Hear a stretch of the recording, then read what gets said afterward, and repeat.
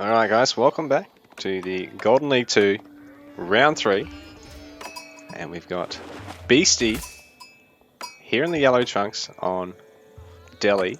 He's up against Garnath today, who's in the light blue on Mongols. And we're here on Holy Island. So thank you all for watching. It'll be a hell of a match, this one. Holy Island is usually a very aggressive game. Whether or not both players go dock, or just one does, and the other spear rushes, usually ends very quickly soon after.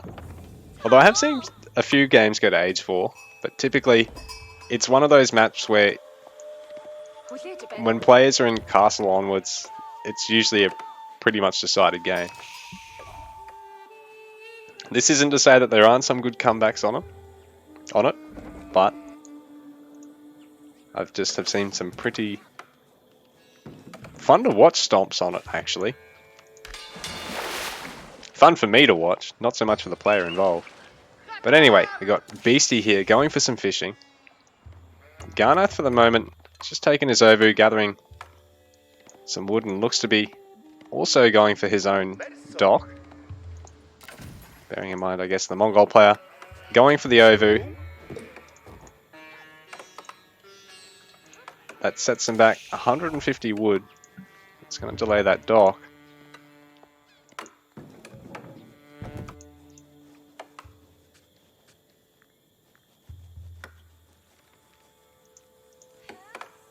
I wonder if it's actually worth spending any stone on the villager. If you're going to delay your dock in order to get the Ovu, because right now Garnath's generating stone that he's not really making any use of yet. So Beasty, on the other hand, already has 2 fishing ships out. You know, and Garnath is really only just able to start his fishing ship production. So I do wonder if this Ovu going down this early is going to be worth it for Garnath, because he's also, well, I suppose he's going to go for stables and go for horsemen behind this, but are you best off throwing down the dock and then the stables? Because that way at least you get your first fishing ship out faster.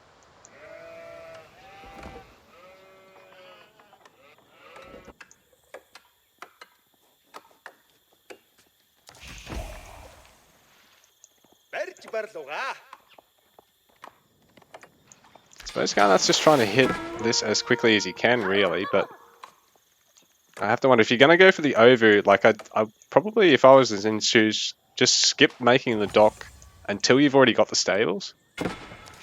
Although in saying that, I suppose you can send 4 horsemen out really quickly here. Maybe that's the idea.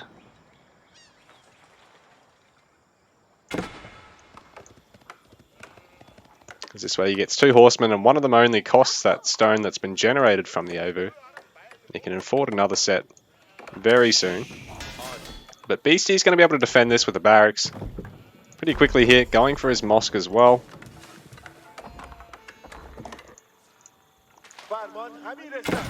5 fishing boats for Beasty versus just 1 so far for Garnath, so his fishing ecos obviously know what his opponent's is. And he actually manages to snipe a villager. It's quite nice. Have to be careful of the town centre fire.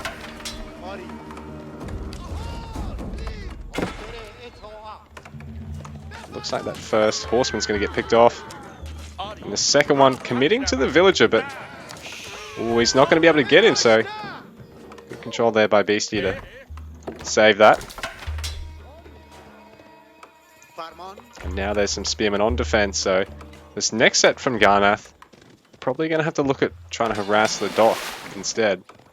Or, yeah, maybe just try and wrap around to the gold mine. So Beasty's pulled these guys up, perhaps a slight mistake, but at the same time, when these guys retreat, Beasty's just going to keep pushing with them. Confident he can just micro the villagers through this.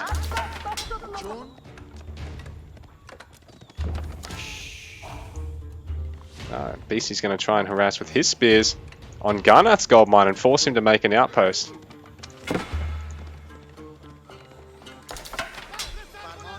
Well, the scholar can obviously help the villagers heal and then just get garrisoned for the increased research speed. So with Delhi, unlike the other civs, there's no costs to their upgrades. They just take time, and you can reduce the amount of time it takes by garrisoning scholars.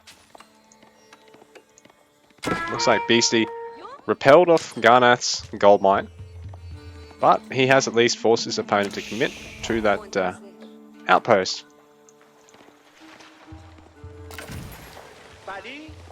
And meanwhile, Garnath not really able to do too much here to the dock because it's going to take a while to cut through.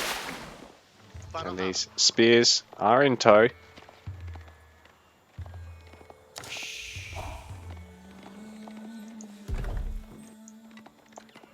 So Dome of the Faith starting for Beasty. He's going to get the half-priced scholars out of that.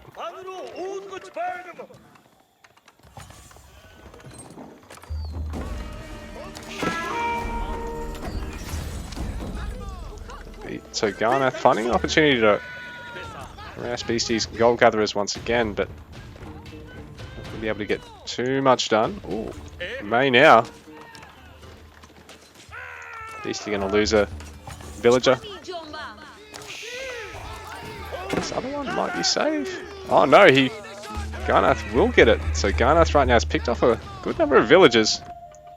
Only on 5 fishing boats, while Beasty's up to 10 at the moment.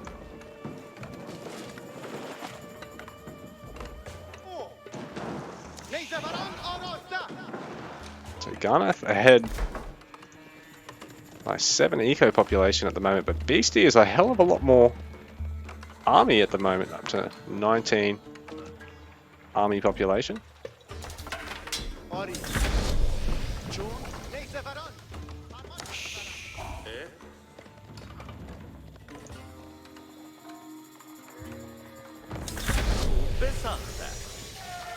Why does Beasty have so much army pop? He doesn't have 20 spears, does he?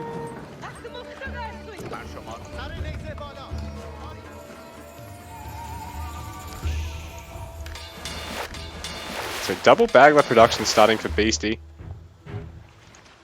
A single war junk on the way here for Garnath, but it will finish up a little bit quicker than Beasty's warships. Ah yeah, we got the spears over here. Even still, that seems like a lot of population for him.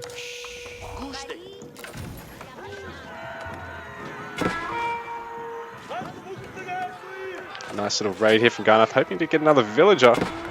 Beasty quick to micro that one back. Not going to lose it. Now got, yeah, double bagler here.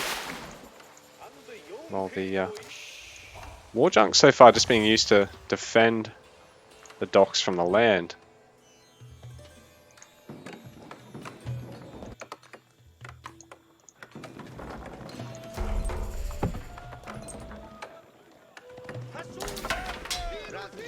Kind of attempting to hit the gold gatherers there, but not successful. So he's gone for the range. He's going to spend all of his Ovu stone on getting out a good number of archers. And getting him out, spending him just that free stuff. Well, not really free, but stone he can passively generate.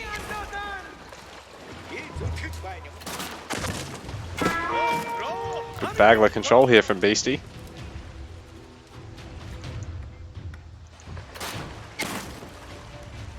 Garnath not overcommitting, getting one last shot off and then backing off there. Beasty getting ranged damage first, actually. At the moment, Beasty's really only just got spears to defend. And Garnath starting that archer production.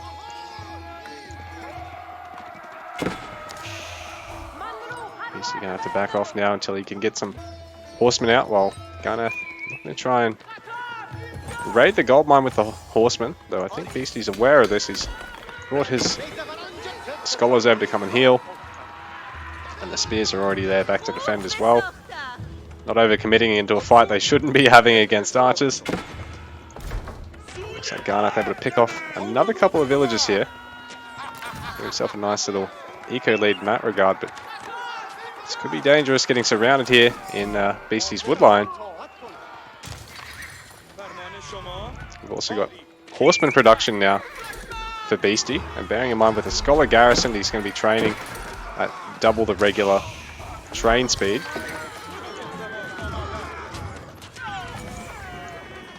Ultimately, Garnath having a retreat there, but he's done a bit of eco damage to Beasty here.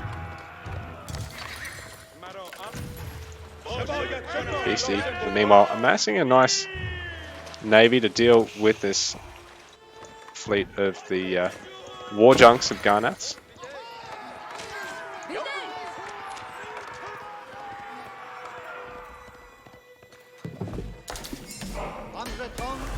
So Beasty going for these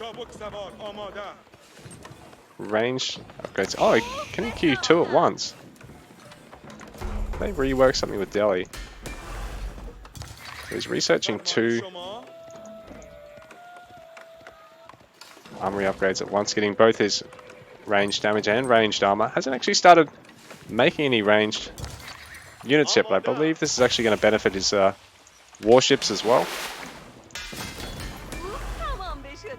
All non-siege, and boats aren't siege, so.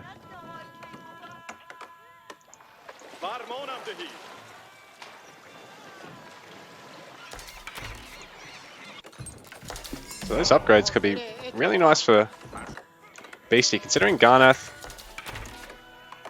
only just starting on his blacksmith now as well.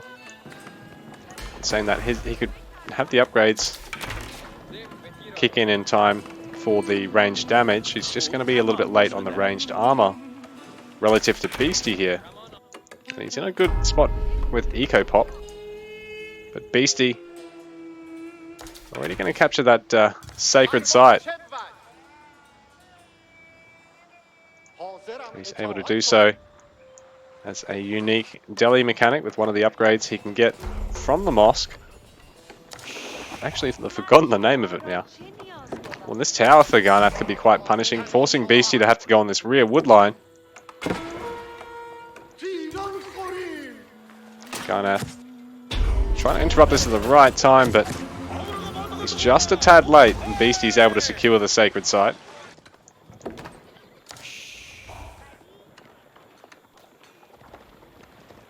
Beasty realizing he's not going to be safe on his wood line there. And going to the rear of his base. Garnath starting to creep forward with some towers. Probably wanting to try and deny all the resources across here. And make it awkward for his opponent to actually attack into him. Considering he'll have this nice movement speed boost here. Making it hard to pin down his archers and hard to outrun his spearmen or his horsemen. Beasty looking to move out with impressive 81 army population now. A lot of it seems to be on the water here. Only has the two docks, but probably has more continuous warship production than Garnath at the moment. He's producing nothing out of the docks and has lost a number of boats there on the run. I think he realizes he is a tad fucked on the water here at the moment. But on the land, Garnath hoping to try and up the ante, get some damage done. He's sort of forced to have to double down on this though, considering Beasty's really pushed him off the water now. A lot of different warships. Bagler. Do you really have anything in the way of what's the smaller warship? The Dow. I don't think he really did have many Dows, just some explosive Dows in there. Which it makes some nice impacts against all the war junks. Now Garnath taking out some structures. But Beasty's land army is about the same size as Garnath's. Garnath's actually taken siege engineering already. He wants to go for the rams, get the damage done, considering he knows Beasty's invested a lot into this water. Like this 3,000 army value swing Beasty's way. A lot of this is locked up in this water. And a lot of this kill value has really come about because of the water too. So I think Garnath's looking to try and reverse things just by some direct aggression here on the land. Going for a third ram now, but he's got to be careful with these horsemen. He doesn't want just these guys just to die in 2 or 3 barrages from the town center. Like, they're not free. You're much better off having the ram obviously cop the damage from that. In fact, yeah, Garnath's lost a number of units sticking around there where he probably shouldn't. Even bleeding the villager, which is going to, you know, mean he can't go for a proxy tower over here or something. So Beasty just staying calm for the moment as Garnath's rams run rampant through his base. But now this is what Garnath's been hoping for. Beasty having to pull villagers to try and focus down the rams. So Garnath going to nail a couple of those guys. This is finally that light at the end of the tunnel he's been hoping for. But is it going to be enough? Because right now, well, and has he got enough health left on the rams? This Beasty's going to try and take them out now. Oh, and Garnath, oh, he's letting them fall for free pretty much, which is a bit unfortunate for him because that's a big blow of another 500 resources. Although, Beasty losing yet another production facility there. Having to replace them all. Shift all their scholars back here as well. A lot of rangers. Beasty has a much larger army though by the looks of it. He's up to 96 army population. We've got a big engagement going on now. Eco's about the same size even without Garnath having any water, but has he got the army to hold on here? Because his army's only about half the size. I don't think he will be able to. I think sort of all any sort of push here hasn't really worked out as well as he was hoping. So now there's nothing really to defend the ram. The last of that goes down. Beasty's base has mostly been salvaged now. And he's got enough of a force left here that he can just take out these outposts without worrying. And Garnath's now forced to retreat and try and remass an army. Beasty, does he even have any warships? He's got 1 warship. So Beasty actually destroyed all his warships except for, I think, 2 of them. And even still, he's got like a 70 army population lead. So it's looking very drastic for Garnath now. And with most of his army locked up in archers, it's going to be very hard for him to do any sort of hit and run tactic here as well, because Beasty still has plenty of horsemen. But luckily for Garnath, able to pick off a couple of villages there, so he's actually up in eco pop through all this without water and, you know, with this failed tower push. But that's really the only thing going for him at this point, because Beasty, impressive 95 army population once again. Garnath knows that it's coming, and he's going to have to try and shift all of his military production towards the back of the base. And, oh, he's actually doing it because he's taken the Ovu, but he could have shifted it all earlier. I guess he's shifting it now mostly just because he knows there is a shitstorm incoming. And he either fights on top of the Kurultai or on top of the production and delays it as long as he can, because Beasty is just barreling down the runway towards him.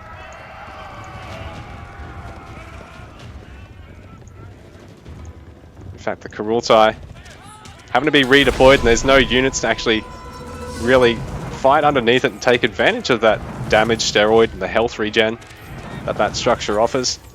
I think this may be it for Garnath, really. Beasty's taken the second sacred, not dipping under 90 army population, while Garnath is at 3.